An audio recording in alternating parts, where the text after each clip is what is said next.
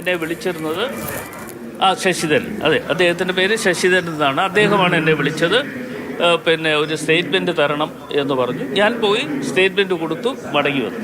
ഹൈക്കോടതി ശരിയായ നിലയിലാണ് അന്വേഷണം പോകുന്നതെന്ന് ഇടയ്ക്ക് പറയുന്നത്. അല്ല, അത് കോടതിയൊക്കെ കണ്ടെത്തും. ഇനിയിപ്പോൾ ഉള്ള നാളുകളിൽ കോടതിയൊക്കെ ഈ കാര്യങ്ങൾ ഇപ്പോൾ ഇതിൻ്റെ ഏതൊക്കെ അവസരത്തിലേക്ക് പോകുന്നു എന്ന് നമുക്ക് എല്ലാവർക്കും മനസ്സിലാക്കാൻ കഴിയുന്ന ഒരു സ്ഥിതിയിലേക്ക് കാര്യങ്ങൾ പൊയ്ക്കൊണ്ടിരിക്കുകയാണ്. അപ്പം തീർച്ചയായിട്ടും അതൊക്കെ പുറത്തു വരും.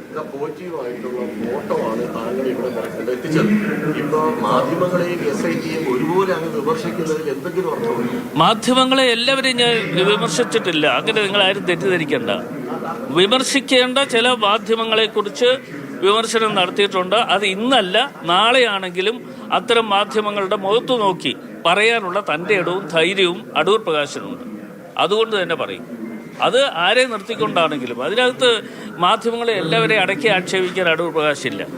ഞാനും ഇത് രാഷ്ട്രീയ പ്രവർത്തനം തുടങ്ങിയത് ഇന്നും ഇന്നലെയും തുടങ്ങിയതല്ല. രാഷ്ട്രീയ പ്രവർത്തനം എത്രയോ നാളുകൾ കൊണ്ട് നടത്തിക്കൊണ്ടിരിക്കുന്ന ഒരു വ്യക്തിയാണ്. എൻ്റെ മുഖഭാവം മാറുന്നു എന്നാണ് ഇപ്പോൾ പുതിയ കണ്ടുപിടുത്തം വന്നിരിക്കുന്നത്.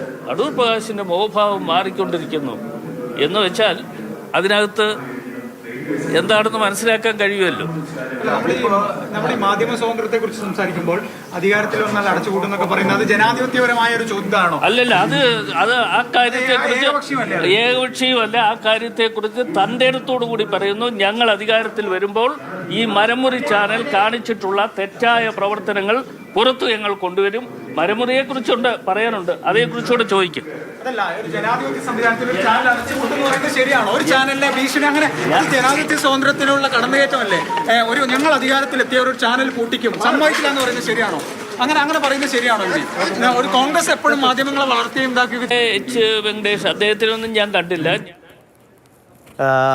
രാഹുൽ ജി നാഥ് നമുക്കൊപ്പം ഉണ്ട്. അടൂർ പ്രകാശിൻ്റെ പ്രതികരണം തേടിയത് രാഹുലാണ്. രാഹുൽ, തൊട്ടു മുമ്പ് നമ്മൾ കടകംപള്ളിയുടെ പ്രതികരണം കണ്ടതേ ഉള്ളൂ. തനിക്ക് ഇതിലൊന്നും ഒരു പങ്കുമില്ല എന്ന് അദ്ദേഹം പറയുന്നു. അതിൻ്റെ മറ്റൊരു വേർഷനാണ് അടൂർ പ്രകാശും പറയുന്നത്. ഒപ്പം തന്നെ ഉണ്ണികൃഷ്ണൻ പോറ്റിയുടെ ഒപ്പം ഇരുത്തി ചോദ്യം ചെയ്തു എന്ന് തുടങ്ങിയ കഥകളൊക്കെ ചില മാധ്യമങ്ങൾ സൃഷ്ടിക്കുന്നു എന്നുകൂടി അദ്ദേഹം പറയുകയുണ്ടായി.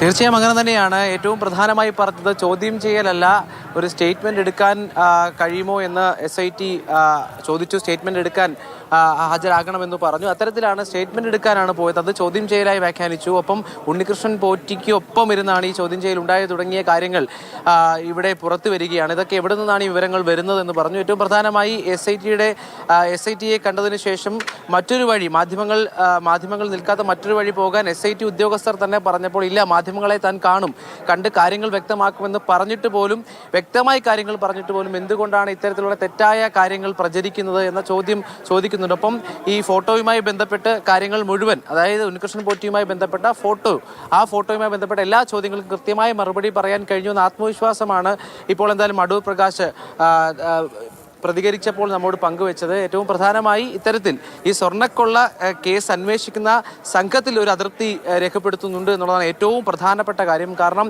ഇതിൽ രണ്ടാം ഘട്ടത്തിൽ SITയുടെ ഭാഗമായി ചേർന്ന ഉദ്യോഗസ്ഥർക്ക് ഇടതുപക്ഷവുമായി, പ്രത്യേകിച്ച് പാർട്ടിയുമായി ഒരു വിധേയത്വമുണ്ട്. അതുതന്നെയാണ് ഏറ്റവും പ്രധാനമായി വരിക. അവരുടെ പേരുകൾ അറിയാം, ഞാൻ പറയേണ്ട സമയത്ത് ആ പേരുകൾ പുറത്തു പറയും എന്ന തരത്തിലേക്കുള്ള വെല്ലുവിളിയും കൂടി നടത്തുകയാണ്. എന്തായാലും കുറച്ച് ദിവസങ്ങൾക്ക് മുൻപാണ് ഹൈക്കോടതി SITയുടെ അന്വേഷണം കൃത്യമായ രീതിയിലാണ് മുന്നോട്ട് പോകുന്നത് എന്ന് പറഞ്ഞ് ചോദ്യം ചോദിച്ചപ്പോൾ ഹൈക്കോടതി ഇനി ഈ തെറ്റുകൾ അല്ലെങ്കിൽ ഈ പറയുന്ന അടൂർ പ്രകാശ് ഉന്നയിക്കുന്ന പ്രശ്നങ്ങൾ കൂടി ഹൈക്കോടതി കണ്ടെത്തും എന്നുകൂടി പറയുന്നുണ്ട്. എന്തായാലും SITയുടെ അന്വേഷണം മുന്നോട്ട് പോകട്ടെ എന്ന നിലപാടിലായിരുന്നു. പലപ്പോഴും കേന്ദ്ര ഏജൻസികൾ വരണം എന്നുകൂടി കോൺഗ്രസ് പല ഘട്ടത്തിലും പറഞ്ഞിരുന്നു.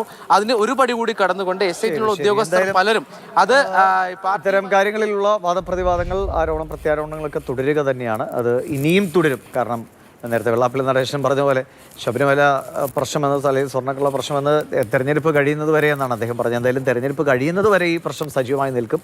അതിൽ കിട്ടുന്നത് എന്തും, ഒരു ഫോട്ടോയാണെങ്കിലും ഫോട്ടോയും ആയുധമാണ്. അത് ആരെ അടിക്കാനാണ് എന്നത് രാഷ്ട്രീയ കക്ഷികൾ അങ്ങോട്ടും ഇങ്ങോട്ടും അത് ശ്രമിച്ചുകൊണ്ടിരിക്കുകയാണ്. അപ്പോൾ നമുക്കിതൊക്കെ ഇങ്ങനെ കാണാം. എന്താണ് സത്യമെന്നൊക്കെ വഴിയെ വെളിപ്പെടുമെന്ന് പ്രതീക്ഷിക്കാം. ഫോട്ടോയ്ക്ക് പിന്നിലുള്ള സത്യം, സ്വർണം പോയ വഴിയുടെ സത്യമൊക്കെ അറിയാം.